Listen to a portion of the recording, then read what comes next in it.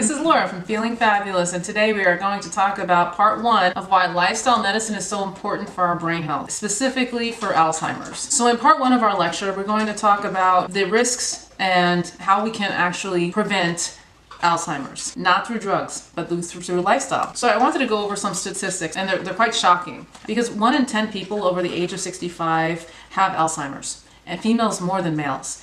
1 in 6 females have Alzheimer's. 1 in 11 males have Alzheimer's. And the cost is staggering. In 2017 alone, it's estimated about $260 billion annual costs of Alzheimer's, and that does not even include the out-of-pocket costs, which at that time, out-of-pocket costs were about $65,000 to $70,000. In 2018, the annual cost of Alzheimer's has gone up to $277 billion. It's very expensive, and the out-of-pocket cost is only going up. It's about over $80,000 out-of-pocket in 2018.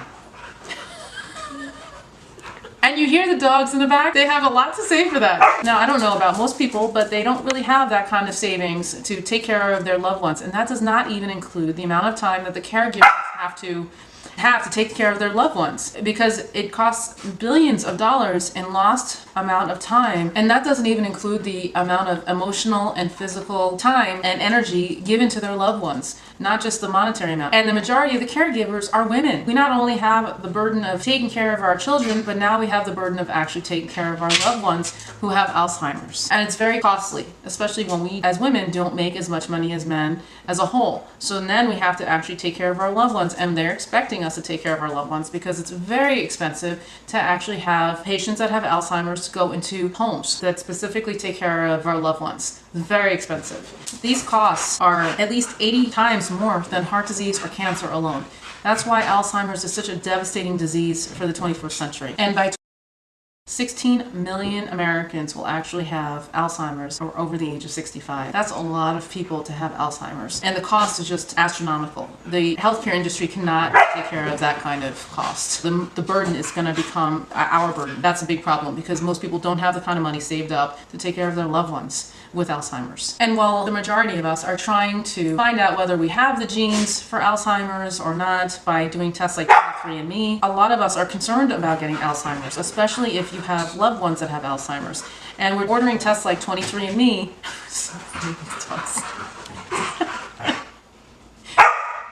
Momo! And we're ordering tests like 23andMe to find out if we have those genes that are going to tell us whether we're going to get Alzheimer's or not. But that's not 100% of our destiny. Our genes are like switches. We can either turn them on or turn them off. So there are ways that we can actually prevent Alzheimer's. And so I don't want you to give up hope that just because you have the gene from these genetic tests that you're going to absolutely get Alzheimer's. It's not a guarantee. It's not 100% guarantee. And the worst part is that 100% of the drugs that we have for Alzheimer's, they failed. Like 100% of the drugs that we have on the market have failed in clinical studies. Over 400 of them. The drugs that we have, they don't stop Alzheimer's, and they don't cure Alzheimer's. They barely touch the progression of Alzheimer's. And so that's the problem. The most important aspect of treating Alzheimer's is to prevent it. So prevention should be our new treatment. So the risk factors that we have for Alzheimer's include a poor diet, high in saturated fats, especially meat, anything with eyes and a tail.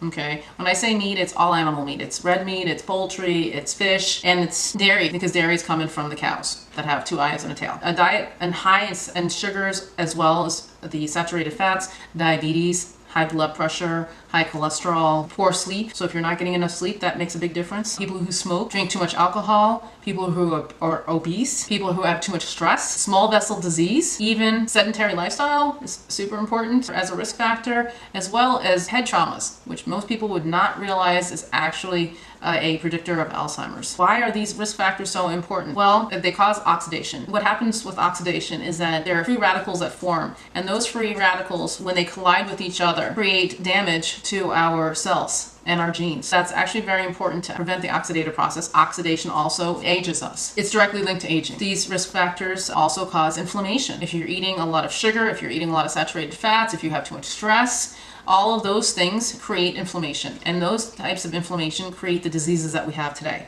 Every disease that we have is literally based on inflammation. It's not just arthritis or pain. So that's not the only reason why we have inflammation. We have inflammation of our arteries, That's caused by the plaquing of the arteries. That's inflammatory. It's an inflammatory disease. So we get heart disease from inflammation. The risk factors, they create lipid dysregulation. So it creates a problem with our cholesterol. Why? So saturated fats increase our bad cholesterol. It lowers our good cholesterol, especially with sedentary lifestyle. The HDL is too low when we don't exercise. Also, it affects our glucose metabolism. As we gain weight, as we eat more sugar and saturated fats, we're more prone for diabetes. That's the problem with the glucose, is that we are producing more glucose and more insulin resistance. So when we get more insulin resistance, we have more circulating glucose in our bloodstream, and that creates more inflammation with the diabetes and everything that goes along with diabetes, like poor circulation and heart disease. Alzheimer's definitively can only be seen upon autopsy once we're deceased. The autopsies of our brain, it actually shows tangles and plaques. Those tangles and plaques are strongly related to those risk factors where we're too much sugar, too much saturated fats. All of those things create those tangles. Too much stress. Think of those tangles as a spider web. And the spider web is this beautiful piece of artwork, very intricate. And each line has a certain space in between the next line. Well, what happens when a fly gets caught in that web? It starts to tangle. What happens with those tangles? So if you're comparing something that gets caught in those tangles, that creates those tangles, then your nervous system, your mental capacity decreases, it changes. So we don't have the same memories. We don't have the same abilities to remember how to get dressed or eat. Very basic things. We don't even remember if we actually left the stove on. We wake up in the middle of the night and get lost. It's called sundowners. So we have all these very cognitively impaired functions that happen with the more plaquing and the more tangles we get. And plaque forms in our arteries. So when people don't think that plaque can actually form in the arteries of our brains, but we have arteries around our brain. It's called the circle of Willis, and once those arteries are also blocked, we have a higher risk of strokes and memory loss and Alzheimer's. Those things are all interrelated. Vascular disease and atherosclerosis are directly linked to Alzheimer's. Autopsies show that 77% of Alzheimer's cases actually had atherosclerosis. That's quite a bit. Like I said before, vascular disease and Alzheimer's are all interrelated. And then the higher amount of saturated fats and trans fatty acids that we're eating are directly linked to the increase of Alzheimer's compared to those that just eat plant-based diets. If you're wondering about poultry and fish, there are also studies that are showing that people that are eating poultry and fish have twice the risk of developing Alzheimer's as those that are compared to vegetarians. Even people that are eating just poultry and fish have the same risk factor. Now, you do not need fish to get your omegas. That is a misnomer. You don't have to eat fish, and for those people that don't like fish and they're wondering how they're going to get their omegas, they do not have to take fish oil, which are also high in toxins and mercury. So it's not that safe to have supplementation such as fish oil.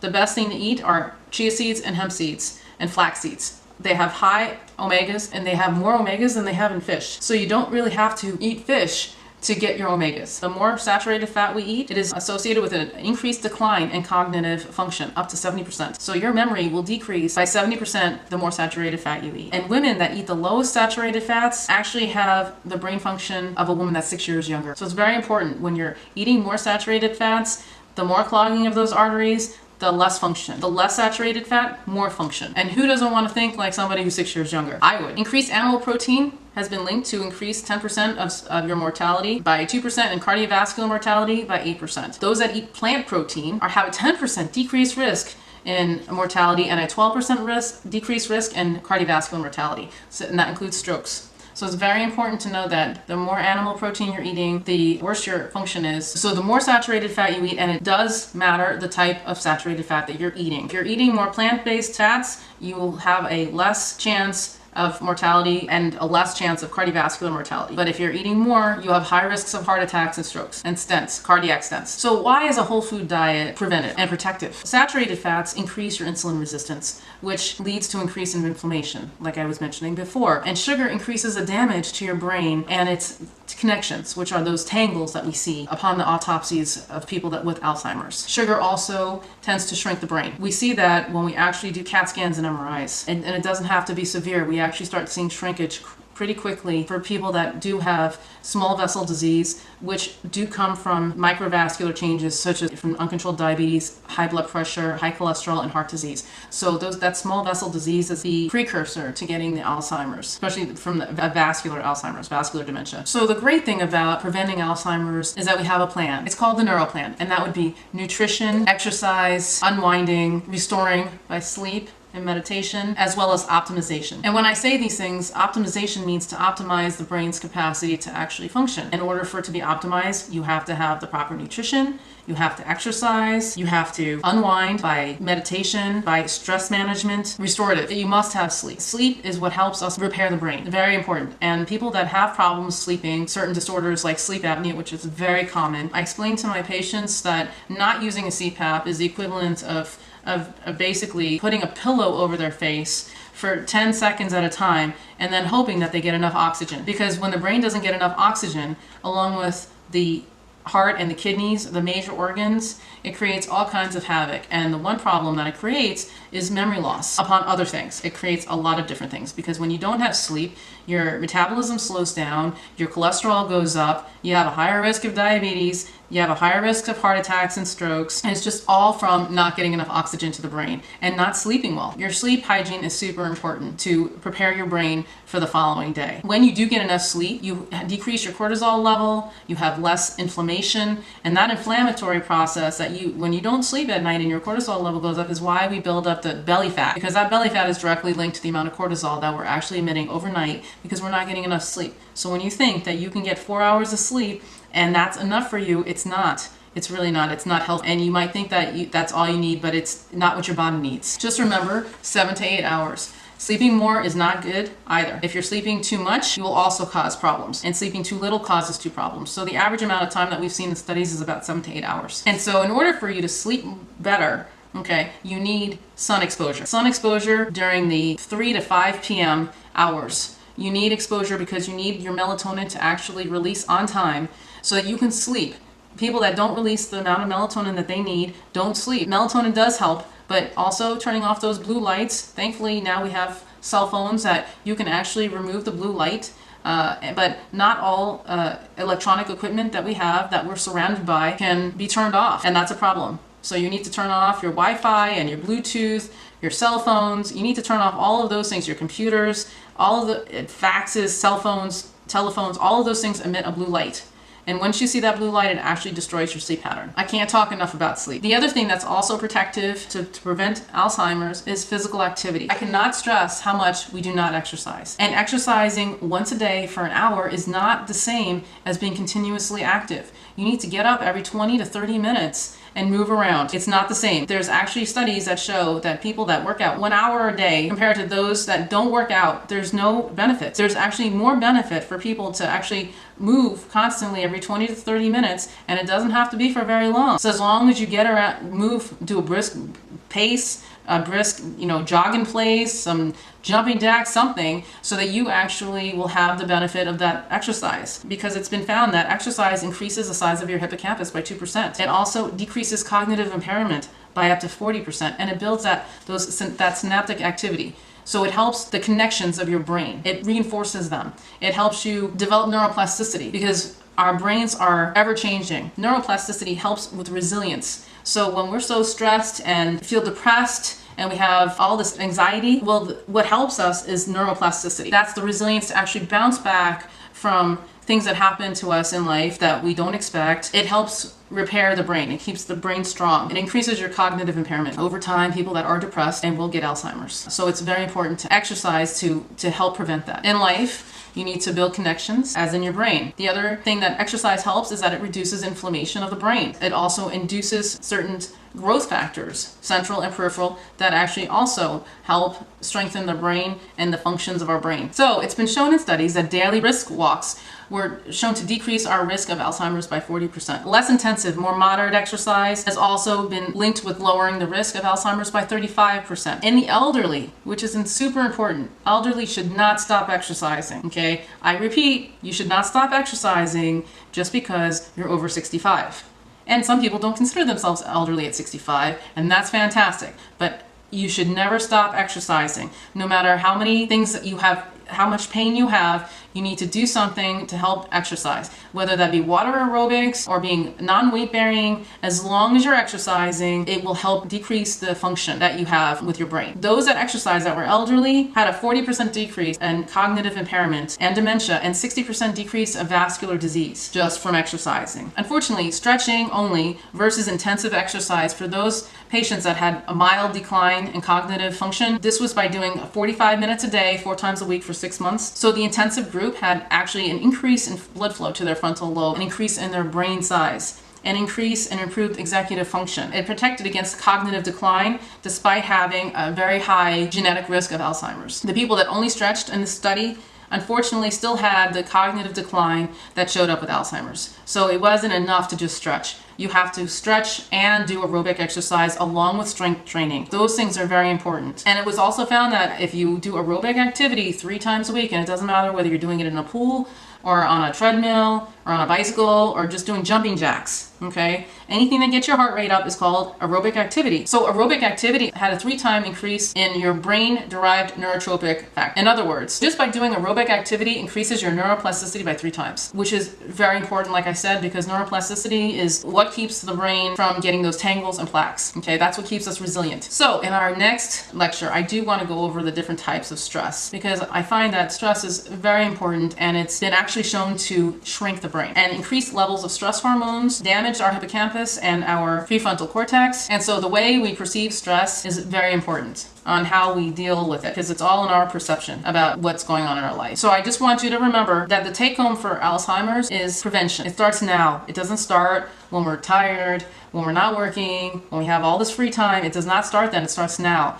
Because if you don't start preparing yourself now for what's coming, then I'm going to tell you from personal experience in the hospital that what I see, and this is over 20 years of experience, if you don't start early, you're going to have problems. The majority of us will have problems because we're not dealing with our issues now. Denial never helps. So I just want you to take home that there are protective factors that you can start now doing. I don't want you waiting till you're 65, you're retired, you're not working, and you have all this free time to start taking care of your health. The time starts now. So to remember that protective factors against preventing Alzheimer's include exercising and continuous movement, standing, nutrition, meditation, stress management, daylight exposure, and a plant-based diet high in omega-3s. Also, continuous learning is important. Your brain is a muscle, and the less you use it, the less that you take care of it, the more cognitively impaired you will become, and it will happen pretty quickly over time. You have to remember to use your brain, never stop learning. Having purpose-driven activities, things that you're passionate about, hobbies, also maintaining your social connections with friends and family are very important, as well as getting at least 7 or 8 hours of sleep. So I want you to pass this video around to all your loved ones, people that you want to help prevent Alzheimer's or actually are starting to show signs of Alzheimer's or cognitive impairment. Pass this video along so that you can start helping those that you love prevent a further decline and hopefully reverse the disease. Thank you very much, and we will go over the different forms of stress that affect and will help prevent Alzheimer's on our next lecture of Feeling Fabulous. Thank you so much, and have a great evening.